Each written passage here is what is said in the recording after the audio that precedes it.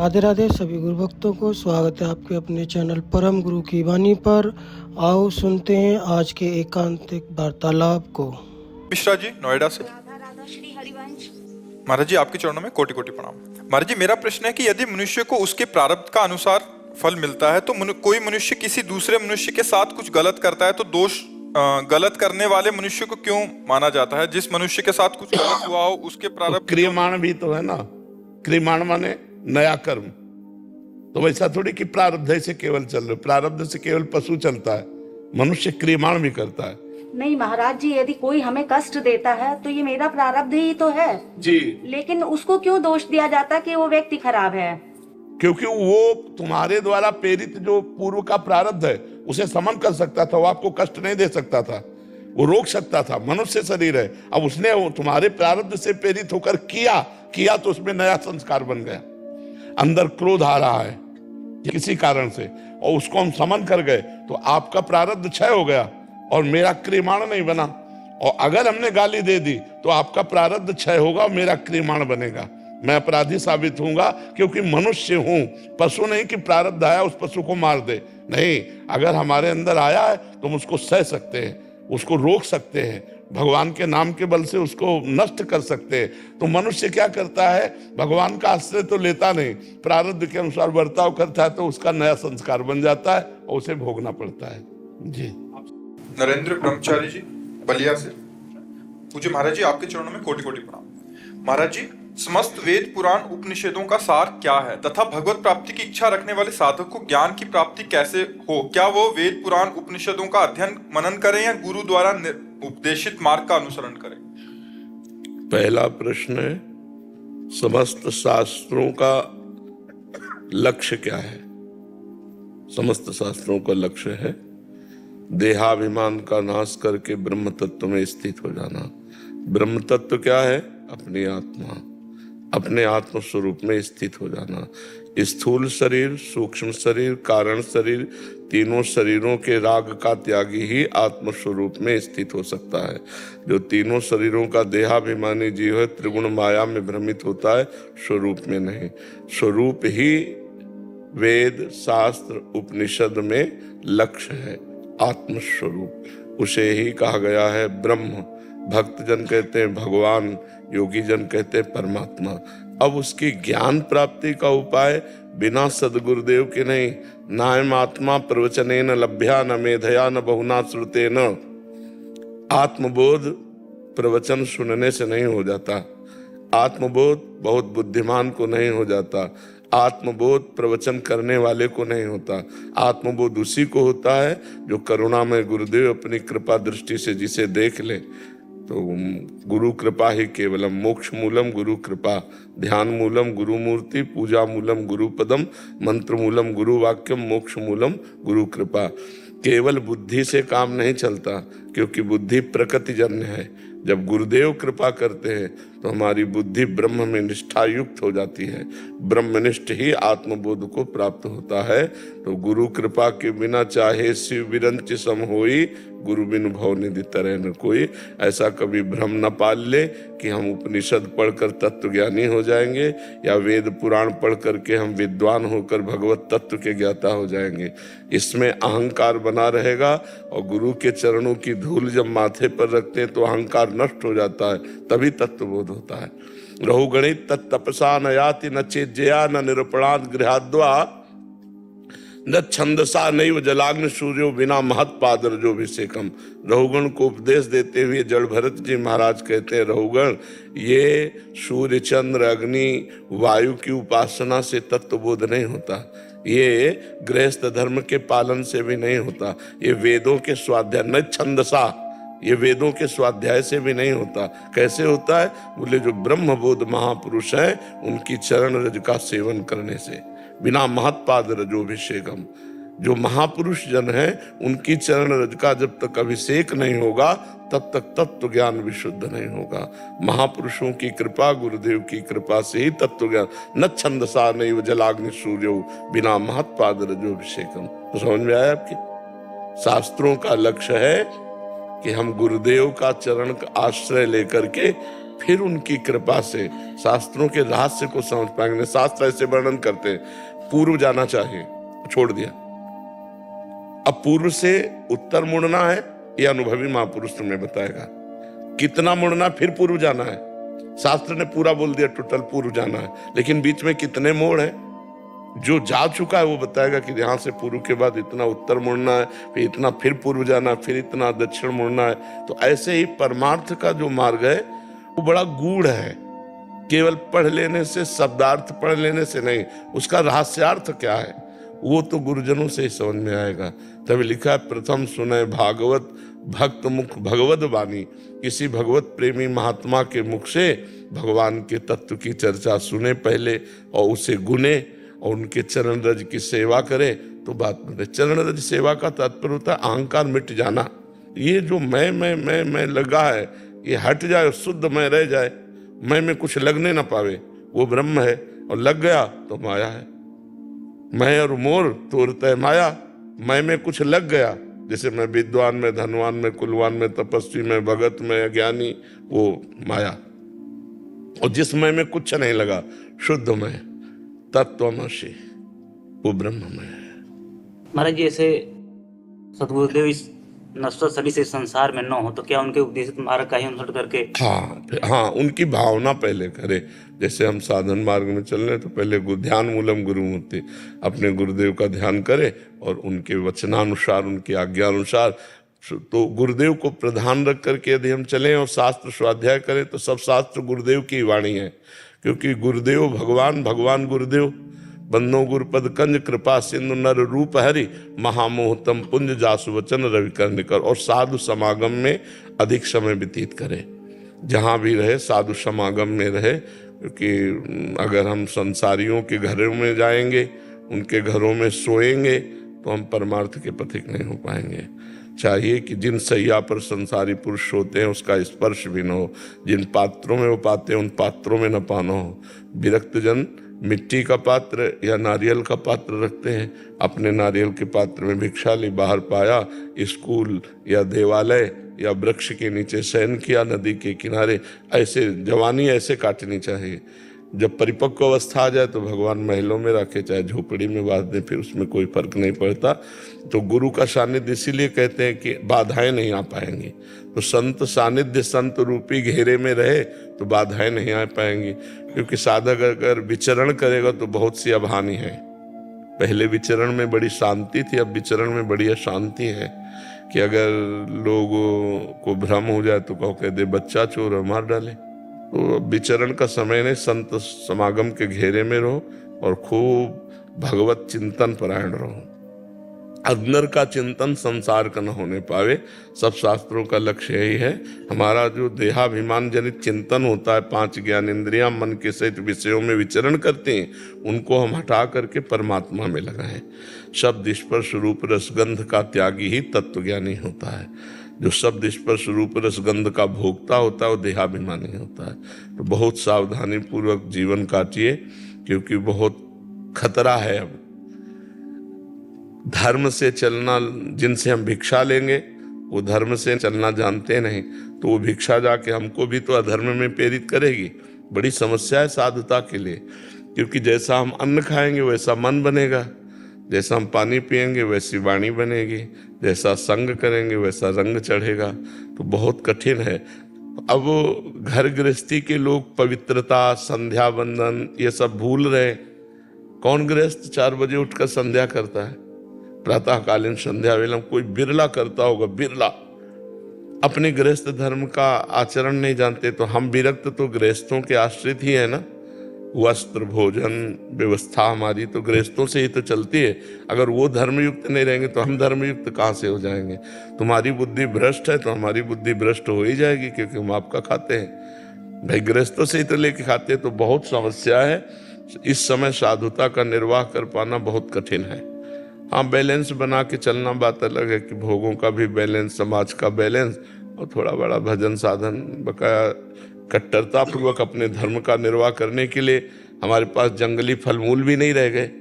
जैसे नहीं कि साधु आत्मा जंगल के फल मूल खा के रहते थे, तो कहाँ जंगल है, कौन सा फल मूल है? तो ये समस्या आ रही है साधुता के लिए। कि जैसे कोई सोचे कि हम जंगल के कंदमूल फल खा लें। आप शौच नहीं हो सकते, शौच नहीं हो सकते बाहर कहीं। अव्यवस्था बहुत बड़ी अव्यवस्था है विरक्त के लिए, और ऐसे संसार के भोगी पुरुषों के लिए तो कोई परेशानी नहीं है। लेकिन जैसे अपने लोगों ने पीछे जीवन काटा, तो अब काटने लायक समय नहीं रह गया। तो साधु समाज में रहो, काशी है, हरिद्वार है, ऋषिकेश है, जहाँ जैसा अनुकूल पड़े अपना एकांत रहो, संतों का समागम करो, गुरु जी के चरणों के आश्रित रहो, खूब नाम जप करो, मंत्र जप करो, इसी से तत्वबोध हो जाएगा। अब भ्रमण करने लायक समय नहीं रह गया कि आप पदयात्रा गांव-गांव भिक्षा मांग करके भ्रमण करें। उपहास करेंगे लोग साधुता, और ये तो धाम है तो यहाँ श्रद्धा है, नहीं तो बाहर श्रद्धा भी नहीं रह गई संतों के प्रति, उपहास करेंगे, उपहास करते हैं संतों का। जी राहुल खन्ना जी। श्री राधे राधे, श्री हरि। महाराज जी राधे राधे, आपके चरणों में कोटि कोटि प्रणाम। महाराज जी, क्या जो भी मनुष्य अभी इस जन्म में इसलिए है कि उसके कर्म ऐसे थे कि उसे जन्म लेना पड़ा, क्योंकि उसे पिछले जन्म में मोक्ष नहीं मिला? ये जितने भी मनुष्य हैं उनको मोक्ष नहीं मिला, इसलिए ये जन्म मिला महाराज जी। हाँ, अगर मोक्ष हो जाता तो फिर जन्म नहीं होता। मोक्ष नहीं मिला, वो अपने शुभ और अशुभ कर्मों का भोग करते रहे और शुभ अशुभ कर्म नए करते रहे, तो क्रम बना रहा। शुभ अशुभ कर्म का भोग करके शुभ अशुभ कर्म जो जमा है उनको विध्वंस कर दे, संचित कर्म जो उनको नष्ट कर दे, आगे के जो शुभ अशुभ कर्म है उनको मिटा दे, भगवान को अर्पित करके उनको निष्फल कर दे, और प्रारब्ध के शुभ अशुभ को भोग ले तो जीवन मुक्त हो जाता है। और जब जीवन मुक्त हो गया तो जन्म होना फिर नहीं होता। और जब तक ये कर्मों की परंपरा चलती रहेगी तब तक हम विविध योनियों में, इस बार तो मनुष्य बने, अगली बार फिर और योनियों में जाएंगे, विविध योनियों में हमारा जन्म मरण होता रहेगा। इसलिए भगवान की शरणागति होकर के भगवान की विशुद्ध नाम रूप लीला धाम का आश्रय ले ले, या अष्टांग योग के द्वारा समाधि के मार्ग में, या ज्ञान योग के द्वारा तत्वबोध में पहुंचे। बिना तत्वबोध हुए, बिना असंप्रज्ञात विचक्षणा समाधि लगे और बिना भगवत प्रेम हुए जन्म मरण के चक्र से मुक्त होना बहुत कठिन है। थोड़ा बड़ा भजन कर लिया और मांग कर रहे हैं भोगों की, तो हमारे कर्म संस्कार बनते चले जाते हैं। तो इसीलिए हमें बार बार पुनरपि जननम पुनरपि मरणम पुनरपि जननी जठरे शयनम, ये बार बार चक्र चल रहा है। इसी चक्र को मिटाने के लिए हमारा मनुष्य शरीर हुआ है। अब संभाल लो, अब लो नशानी, अब ना नशे हूँ। महाराज जी, जब शास्त्र कहते हैं अवश्य में भक्तव्यम कृतम कर्म शुभाशुभम, तो क्या पुण्य कर्म करने से पाप कर्म थोड़ा कटते हैं? नहीं नहीं नहीं, पुण्य कर्म अलग रहेगा, पाप कर्म अलग रहेगा। भोगने से ही कटेगा? भोगने से कटेगा, या भगवान की शरणागति होकर के नाम जप कर रहे तो कट जाएगा, पुण्य से नहीं होगा। दूसरा कोई उपाय नहीं? नहीं, दूसरा उपाय नहीं। सर्वधर्मान परित्यज्य माम एकम शरणम ब्रज, तो अहम त्वाम सर्व पापेभ्यो मोक्षयिष्यामि मा शुचा।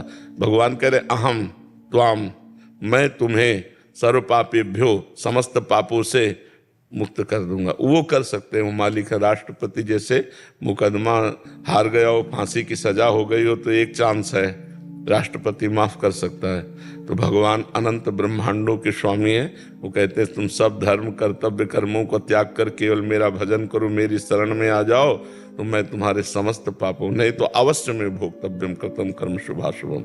जीव को अपने शुभ अशुभ कर्मों को भोगना ही पड़ता है। कर्म बड़ा बलवान है, उसे केवल भगवान मिटा सकते हैं या शुद्ध ज्ञान मिटा सकता है। अब ये बहुत कठिन है, इसलिए भगवान का नाम जप करे, भगवान के चरण आश्रित हो जाए तो वही कृपा करके क्षमा कर देंगे, बस ये बात है। रेवत जी बदायूं से। महाराज जी, आपके चरणों में कोटि कोटि प्रणाम। गुरुदेव, मैं एक नाम पर नहीं टिक पाता। आपके श्री मुख से नाम महिमा सुनी तो राम नाम जपना शुरू कर दिया। फिर पूज्य राजेंद्र दास जी महाराज जी के मुख से सुना कि एक सियाजू का नाम 1000 राम नाम के बराबर है, तो सिया राम नाम जप करने लगा। कुछ दिन पहले पता लगा कि राम जी भरत जपते थे, तो अब सिया राम भरत जपने लग गया। महाराज जी, अब मतलब आगे का डर है। हम कहते हैं राधा राधा नाम जपने से करोड़ों नाम अलग, राधा नाम एक, क्योंकि स्वयं हरि जपते हैं, हरि रसना राधा। तो अब सिया राम भरत राधा। फिर श्री पार्वती जी कहती है, सती जी कहती है कि शिव, ये 2 अक्षर नाम अनंत महिमाशाली, तो सिया राम राधा शिव। फिर कोई और मिले तो फिर आगे और जोड़ते, तो पूरा लंबा मंत्र पूरा तैयार हो जाए।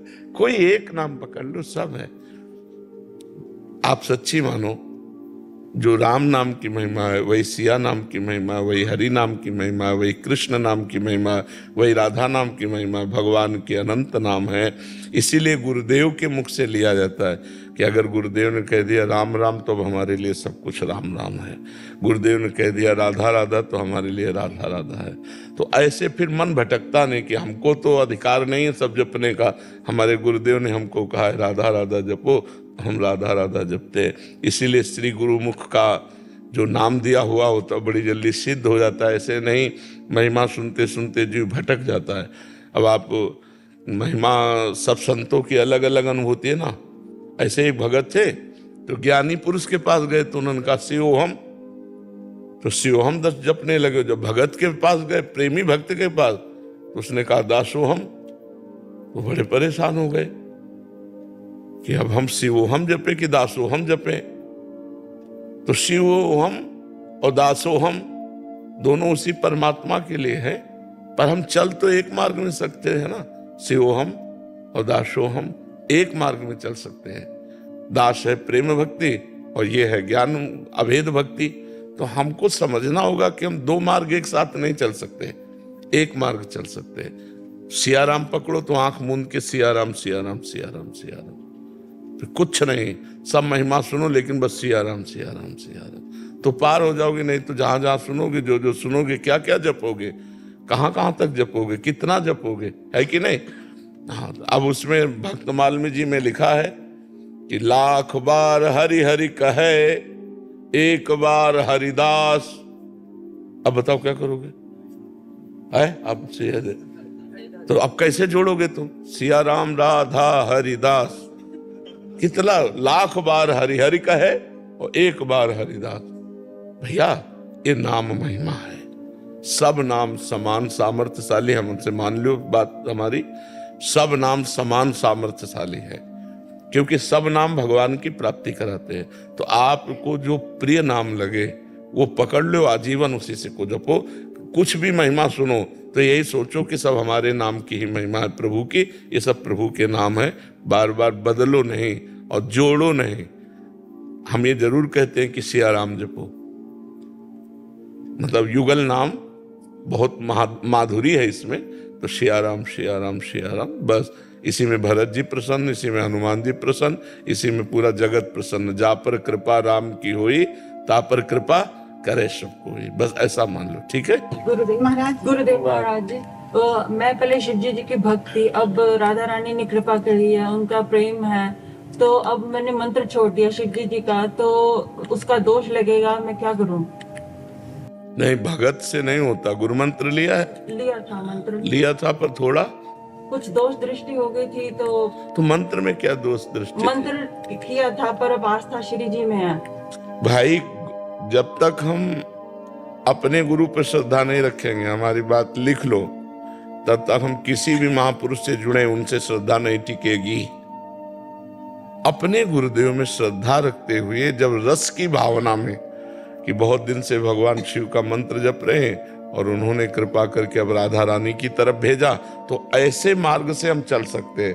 लेकिन अपने गुरु पर दोष दर्शन करके, मंत्र की अवहेलना करके फिर हम ऐसे, तो ऐसे इन पर भी अश्रद्धा हो जाएगी, ऐसे ये मार्ग भी बाधित हो जाएगा। क्योंकि गुरु साक्षात परब्रह्म है। क्या टीचर की योग्यता को विद्यार्थी जान पाएगा क्या? तो क्या गुरु की महिमा को हम लोग जान पाएंगे क्या? तो हम गुरु पर दोष दर्शन क्या करते हैं? तो अगर कामी तुम्हें दिखाई दे रहे हैं तो ये मेरा दोष दर्शन है, लोभी दिखाई दे तो मेरा दोष दर्शन। गुरु साक्षात परब्रह्म, पहले मान के देखो।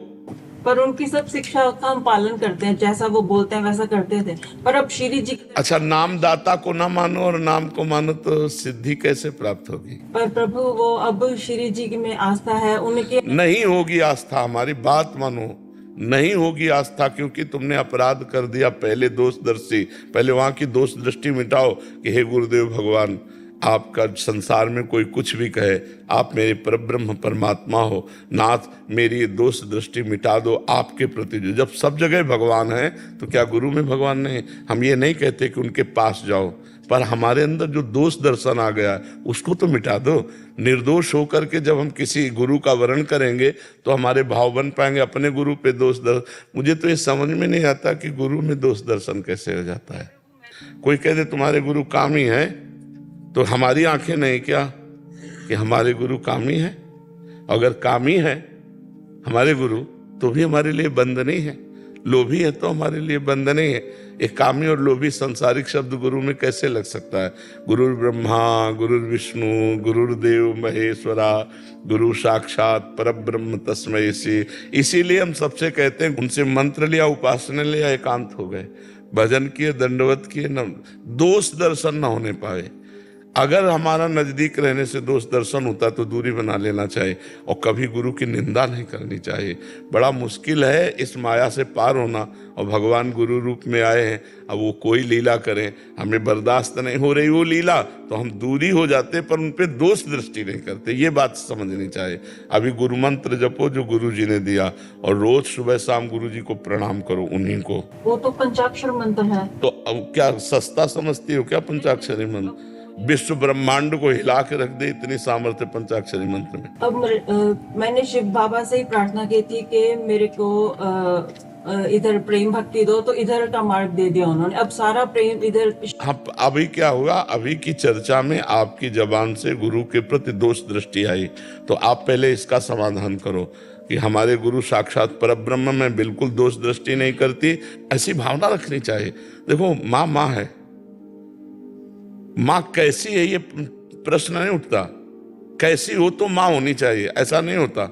माँ है, अब इसके बाद जो है सो है, पर वो माँ है, गुरु हैं, और वो जैसे हैं वो जाने। हमको जो उन्होंने दिया वो हमें अपने मार्ग में चलते रहना। गुरु की निंदा करने वाला कभी भी किसी भी सतमार्ग में जाए वो सफल नहीं हो सकता, क्योंकि गुरु तत्व भगवान है, भगवान ही गुरु है, दूसरा कोई नहीं है। तो देखो हमें अपने गुरु में भाव रखना है, हमें गुरु से भाव विमुख नहीं होना। हाँ, हम ये जरूर कहते हैं यदि आपको ऐसा लगता है कि मेरी क्षमता नहीं है तो हम दूरी बना लें और गुरु के चरणों की रोज सुबह शाम पूजा करें मानसिक, और मंत्र जब करें सिद्ध हो जाओगे, बढ़िया मंगल हो जाए। पहले अपनी बिगड़ी संभालो फिर आगे बढ़ो, नहीं राधा रानी के भी मार्ग में सफल नहीं हो सकते। एडवोकेट परीक्षित शर्मा जी। महाराज जी राधे राधे, आपके चरणों में कोटि कोटि नमन। महाराज जी, मन में एक द्वंद सा रहता है कि हम जो अपनों से प्रेम कर रहे हैं वो प्रेम है या मोह, इसमें अंतर स्पष्ट करने का मोह। परमात्म दृष्टि आए बिना प्रेम जागृत नहीं होता। जब तक शरीर बुद्धि है, स्वार्थ बुद्धि है, लगाव बुद्धि है प्रकृति में, तब तक उसे राग कहेंगे, आसक्ति कहेंगे, काम कहेंगे, मोह कहेंगे, प्रेम नहीं कह सकते। और जब परमात्मा का भाव लेकर लगाव होता है तो उसे प्रेम कहते हैं। यहां कहीं प्रेम नहीं है। अगर प्रेम हो तो प्रेम विवाह के बाद डिवोर्स कैसे हो जाता है, फिर झगड़ा क्यों होता है? प्रेम में तो देना होता है, लेना होता ही नहीं। प्रेम में सामने प्रकृतिशील ये शरीर नहीं होते, परमात्मा दृष्टि होती है, क्योंकि प्रेम की पहचान है सूक्ष्मतरम। यहाँ स्थूल देह होती है, माँ पिता परिवार, इसीलिए हम कहते हैं माँ से प्यार करो, पिता से प्यार करो, पर उनमें भगवान मान के प्यार करो। पत्नी से प्यार करो पर उसमें भगवान मान के प्यार करो। पुत्र से प्यार करो पर भगवान मान के, तो तुम बंधोगे नहीं। अगर तुम पत्नी को पत्नी मानकर प्यार करते हो तो बंध जाओगे। पत्नी में भगवान का अंश मान करके, भगवान है ना, अगर भगवान ना हो तो बिजली इसमें है ना, बिजली उसमें भी है ना, बिजली उसमें भी है, सब में बिजली है। बिजली देखने वाला भ्रमित नहीं होगा, चाहे वो हीटर हो चाहे वो फ्रिज हो। उसका प्रभाव करण के कारण अलग अलग, एक ठंडा करता है, गर्म करता है, लेकिन बिजली दोनों में समान रूप से है। ऐसे माँ में और पत्नी में दोनों में समान रूप से बिजली है, पर व्यवहार अलग अलग है। एक को हम पूज्य भाव से देखते हैं और एक को हम भोग्य भाव से देखते हैं। तो हमारा जो संबंध है, जब हम भगवत भाव विहीन हैं, सब में भगवान का दर्शन नहीं करते हैं, तो भगवान ने स्पष्ट कहा कि मेरी प्राप्ति के लिए जननी जनक बंधु सुत दारा तनु धन धाम सुहृद परिवारा सबकी ममता ताग बटोरी और मम पद मने बांध बटोरी। हटाओ सबसे ममता, मेरे चरणों में लगाओ।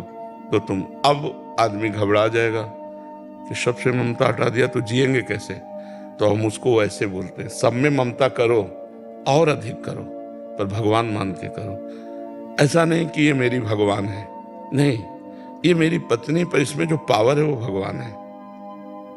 ये पंखा बहुत छोटा सा है लेकिन इसमें पावर बिजली का है। लाखों मशीनें हैं जो बड़ी बड़ी हैं लेकिन उसमें भी पावर बिजली है। तो ये जैसे बिजली हम यंत्रों में देखते हैं, ऐसे हर व्यक्ति वस्तु स्थान में यदि भगवान देखें तो हमें बंधन नहीं प्राप्त होगा। और भगवान के सिवा अन्य भाव कुछ भी कर ले हम, वो बंधन को प्राप्त होगा। स्थूल प्रकृति, सूक्ष्म प्रकृति, कारण प्रकृति, तीनों प्रकृति का जो त्याग करके परमात्मा से प्रेम करता है उसे प्रेम कहते हैं। नहीं तो काम होता है, राग होता है, मोह होते हैं, आसक्ति होती है, प्रेम नहीं होता। उसी को संसारी लोग प्यार बोलते हैं, उसी को प्रेम बोलते हैं कि हमें बहुत प्यार है। प्यार का तात्पर्य होता है समर्पण, त्याग, सुख लेने की भावना नहीं। प्यार प्रतिक्षण वर्धमानम, प्रतिक्षण बढ़ेगा। प्यार कामना रहितम, अपनी कोई उससे लेने की कामना नहीं होगी, उसकी कामना की पूर्ति करने की भावना होगी। तो ये अद्भुत प्रेम शब्द है। पोथी पढ़ पढ़ जग मुआ पंडित भयान कोय, ढाई आखर प्रेम के पढ़े सो पंडित होए। तो क्या ये प्रेम है? अगर ये है तो चराचर जगत करता है। पशु पक्षी भी अपने बच्चों से प्यार करते हैं, पशु पक्षी भी अपने परिवार को बहुत प्यार करते हैं। तो अगर ये प्रेम है तो इतना दुर्लभ कैसे कहा गया? फिर तो सब लोग कर रहे हैं। ये प्रेम नहीं है, ये मोह है। सुत बनितादि जान स्वार्थ रत ना करुणे सभी ते, अंत ही तो ही तजेंगे पामर तू न तजय वहीं ते, मन पचितई है। फिर ऐसा जो बड़े बड़े महापुरुष कहते हैं, इनका त्याग करना चाहिए, मोह का त्याग करना चाहिए, राग का त्याग करना चाहिए। पर हम बिना प्यार के जी नहीं सकते। आप सोचो कैसे जी सकोगे? सब जगह से प्यार हटा दो तो अपनी देह में प्यार एकत्रित हो जाता है। ये भी तो बंधन है, इससे भी प्यार हटाओ। अब इसको हम हटाओ शब्द से बड़ा चिड़चिड़ापन लगता है। नहीं, कैसे हटा सकते हैं, कैसे जी सकते हैं? तो जोड़ो, ये थोड़ा मीठा लगता है। और प्यार करो, पत्नी को और प्यार करो, लेकिन भगवान का स्वरूप मानकर। इसके अंदर भगवान बैठे हैं। पुत्र को देखो, इसके अंदर गोपाल जी बैठे हैं। माता पिता, जगत पिता प्रभु इस हमारे पिता के रूप में है, हमारी माता के रूप में। कितना बढ़िया पवित्र भाव। अब प्यार है, अब प्रेम है। माता पिता को भगवान का स्वरूप समझ करके पूरी आज्ञा का पालन कर रहे। पत्नी अर्धांग है, मेरी प्राण है, मेरे भगवान इस रूप में आए। पुत्र मेरा प्राण है, भगवान इस रूप में आए। चराचर, उसी को बढ़ाते चले जाओ। चराचर जगत फिसी राम में सब जग जाने। अब हो गया, महाभक्त हो गए। उसी को बढ़ाते चले जाओ प्यार को। और जड़ चेतन जग जीव जत सकल राम में जाने, बन्नो सबके पद कमल सदा जोर जुग पान। अगर यही प्रेम है तो दुर्गति क्यों होती है? इसका मतलब ये नहीं है। माँ से प्यार, पिता से प्यार, परिवार से प्यार, सबको है, फिर सबको परम पद मिलता है। इसका मतलब है ये वो नहीं है जिससे परम पद मिलता है।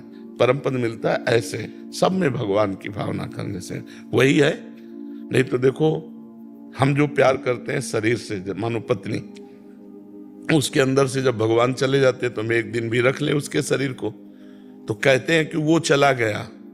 कौन चला गया? उससे तो तुमने प्यार नहीं किया था जो चला गया। तुमने प्यार किया था स्थूल शरीर से, वो तुम्हारे सामने पड़ा है। तो जिससे हमने प्यार नहीं किया चला गया, मुझे परेशानी क्या? बोले नहीं, अब ये स्थूल शरीर मुझे नहीं चाहिए। क्यों? वो चला गया। मतलब अनजाने में भी हम भगवान से ही प्यार कर रहे थे।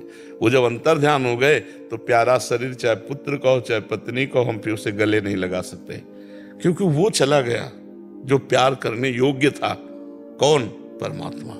तो अगर जानकर प्यार करते तो तुम मुक्त हो जाते।